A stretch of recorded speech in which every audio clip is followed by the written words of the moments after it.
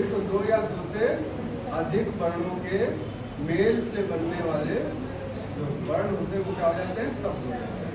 ठीक है, इस शब्द भेद शब्द के कितने भेद है, दो भेद है। पहला सार्थक शब्द। सार्थक शब्द क्या होता है, वे शब्द जिनका कोई ना कोई अपना अर्थ होता है उन्हें सार्थक शब्द कहते हैं। निरर्थक शब्द क्या होता है, जो बिना अर्थ के शब्द होते हैं, साधारण हम बोलचाल भाषा में सार्थक शब्दों के साथ में प्रयोग किए जाते हैं। जैसे रोटी रोटी लाओ, खाना वाना दो, पानी आने दो, तो सार्थक शब्दों के साथ में ही निरर्थक शब्द ऐड रहता है। इस सार्थक शब्द के भी तीन प्रकार हैं। कौन कौन? पहला रूप या प्रयोग के आधार पर, दूसरा रचना या बनावट या व्युत्पत्ति के आधार पर भी कह सकते हैं, रचना या बनावट या व्युत्पत्ति के आधार पर। तीसरा कौन सा होता है, उत्पत्ति या स्रोत के आधार पर।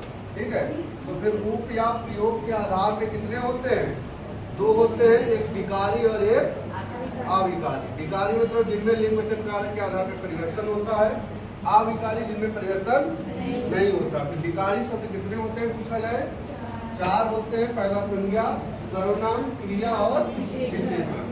फिर अविकारी भी चार होते हैं, क्रिया विशेषण, समुच्चय बोधक, संबंध बोधक और विस्मयादि बोधक। फिर रचना या बनावट के आधार पर शब्द के तीन प्रकार होते हैं, रूढ़ शब्द, यौगिक शब्द और योग रूढ़ शब्द। इसके बाद में उत्पत्ति या स्रोत के आधार पर चार होते हैं, तत्सम, तद्भव, देशज, विदेशज।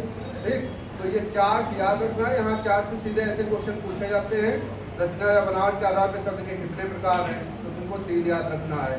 रूप या प्रयोग के आधार पर दो होते हैं, विकारी और अविकारी। उत्पत्ति या स्रोत के आधार पर चार, तत्सम, तद्भव, देशज और विदेशज। इसको ध्यान रखना है, इसको रचना या बनावट या व्युत्पत्ति के आधार पर भी बोलते हैं। ठीक है, तो इतना तुमको ये चार्ट अच्छे से याद रखना है, इसी को पढ़ना